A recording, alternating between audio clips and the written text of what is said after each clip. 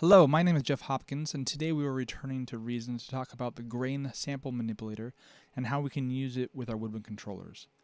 I'm going to play you an example of a patch I've already created, and then I'm going to walk you through creating your own patch so you can see how easy it is to modify a patch for breath control.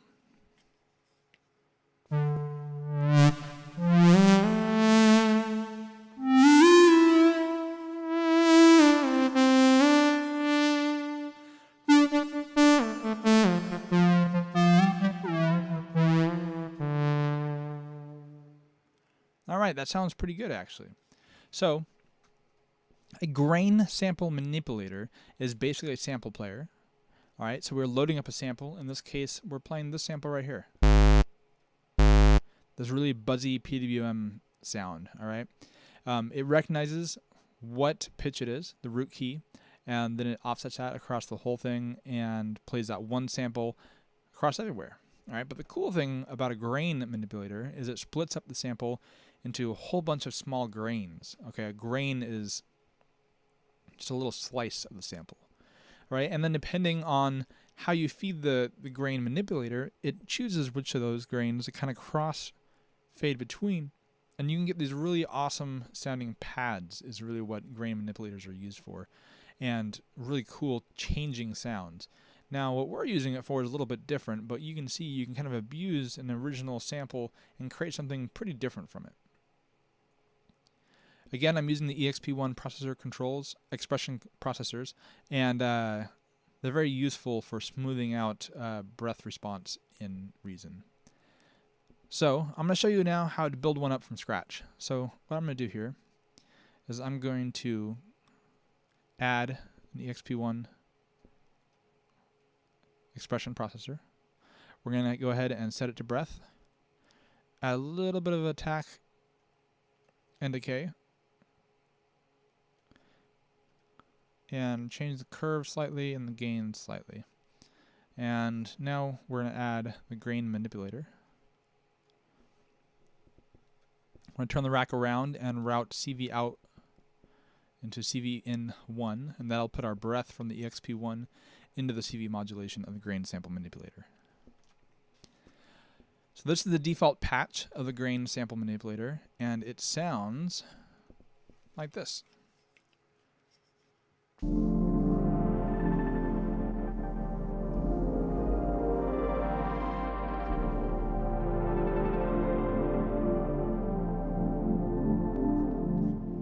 Alright, that's a pretty soundscapey big pad that has a lot of stuff going on. And again, that's because the sample sounds like this.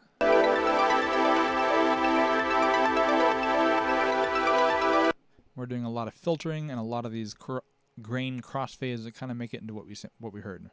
So instead of using this guy though, we're going to pick something a little more melodic, if you will. We're going to go ahead and pick this Flute Ensemble. Now, the Flute Ensemble by default sounds like this.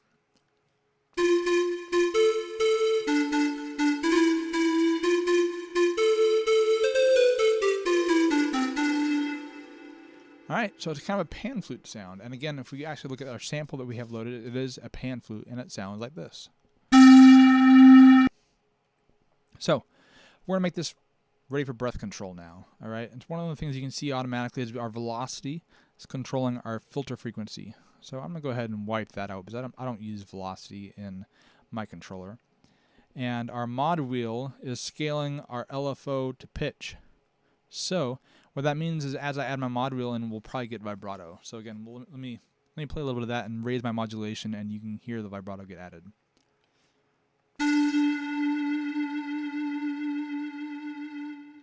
Alright, now if we wanted to, we can take LFO1 here and change our frequency here and change the rate of our LFO and change the amount of pitch that we can actually change. I'm going to wipe that guy out too because I'm not going to use that. I have vibrato mapped to my accelerometer, or you might have it on your byte sensor.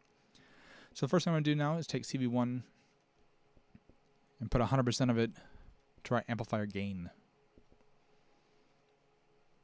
And that gain controls this knob right here.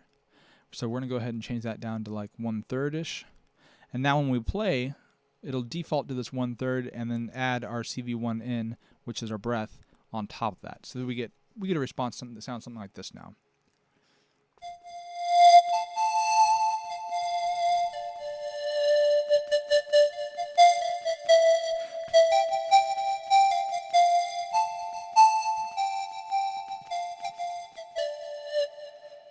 So when we do rapid fingering now, we're in poly mode, which means it'll re-trigger every time we change a note. Which is cool if you want that pan flute sound. I'm going to change that, though, to legato. Now it sounds like this.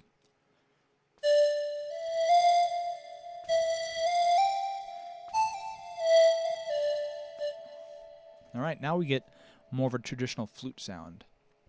So we are coming through the sample into our long grain oscillator, which is going around our low pass filter just right into our amplifier.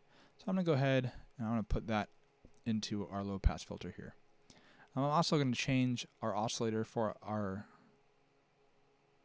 triangle wave coming in here, and it sounds something like this now.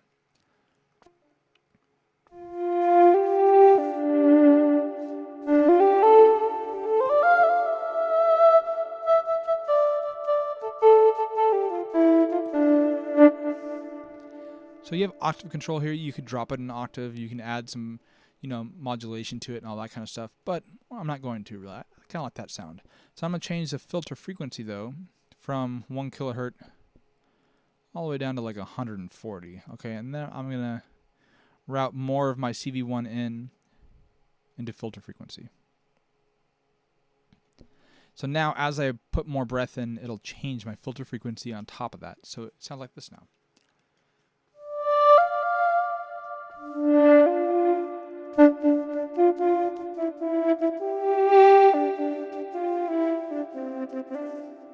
I'm going to probably add a little bit more filter frequency on there.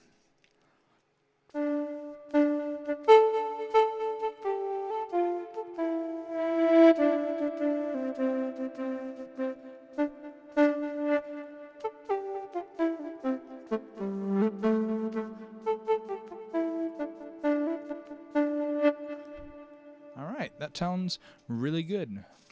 So again, all we really did was take our sample of our pan flute, load it in, use a long grain oscillator here, go through the low pass filter, and into here.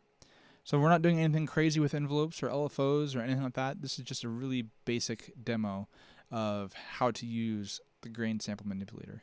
And again, it's really well known for like really huge pads. Again, we'll load up, or textures even, something rhythmic and has a lot of stuff to it. So we'll load up a Starship Scott, for instance. Starship Scott sounds like this.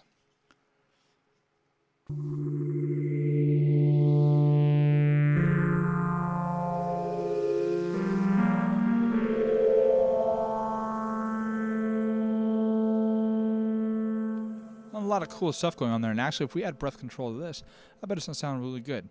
Let's put in lushness here, and this one sounds like this.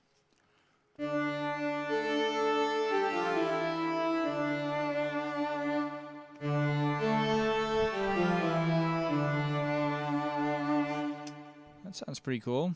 Buzzed format.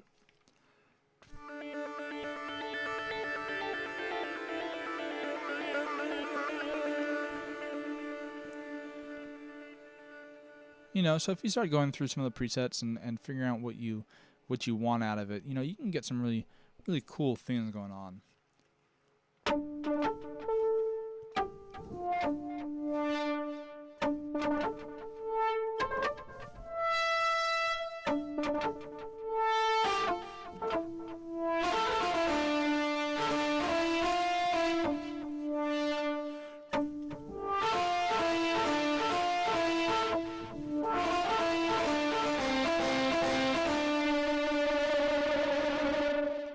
So again, grain sample manipulator, really cool synthesizer for a reason. I'm going to stop it there. This is like 10 minutes already, and I hope you enjoyed.